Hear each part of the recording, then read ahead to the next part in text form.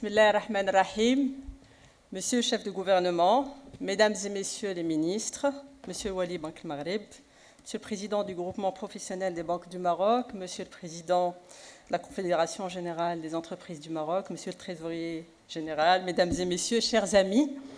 Tout d'abord, je voudrais remercier Monsieur le chef de gouvernement et le féliciter pour l'organisation de ces assises importante et de cette conférence nationale sur l'environnement des affaires. Je vous félicite et vous remercie également, Monsieur le Président, Monsieur le chef de gouvernement, au nom de mes collègues, les présidents des 12 régions.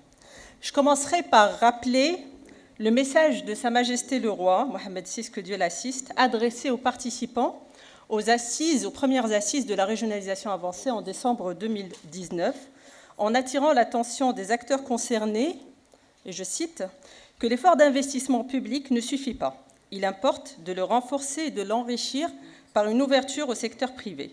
En l'espèce, pour favoriser l'investissement privé, il convient de lui faciliter l'accès aux informations sur les opportunités régionales, notamment celles liées aux domaines jugés prioritaires pour la région, en particulier le capital foncier, l'aménagement territorial, le créneau du développement. Fin de la citation. Dans cet ordre logique, le principal objectif de la nouvelle charte de l'investissement récemment adoptée est la création d'emplois stables et pérennes, surtout si l'on sait que pendant 2 décennies, le secteur public a massivement investi pour bâtir des infrastructures aux standards internationaux.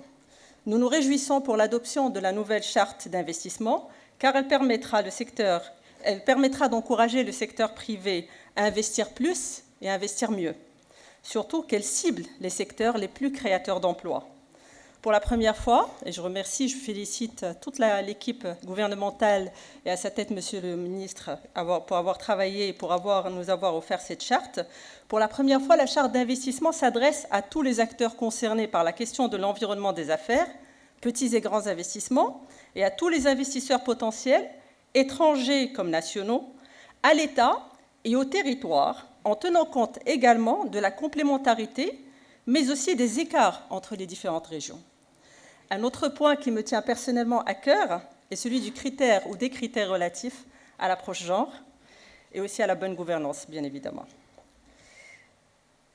Mesdames et messieurs, comme vous le savez, et comme cela a été cité plusieurs fois par Monsieur le chef du gouvernement, la consolidation de l'État social, qui se veut un engagement solennel de l'État vis-à-vis des citoyennes et citoyens, est tributaire de la réalisation d'une forte croissance économique basée sur un environnement des affaires prometteur par le plein emploi et par des politiques économiques qui comptent sur des politiques sociales.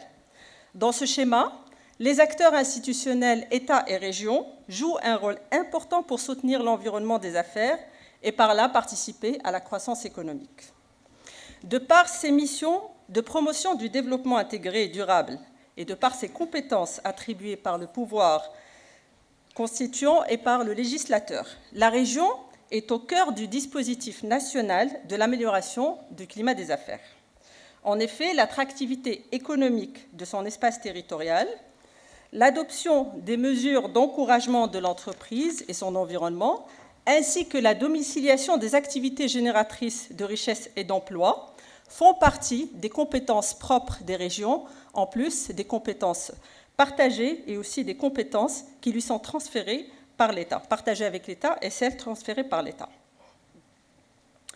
Ce qui permet à la région de contribuer activement à un meilleur environnement des affaires. Le soutien des entreprises, on parle ici du soutien des entreprises, de la domiciliation et de l'organisation des zones d'activité économique citées par Monsieur le Président de la CGEM, de la création des centres régionaux de formation ainsi que de centres régionaux d'emploi et de développement des compétences pour l'insertion dans le marché de l'emploi, de l'élaboration du plan de mobilité à l'intérieur de la circonscription territoriale de la région.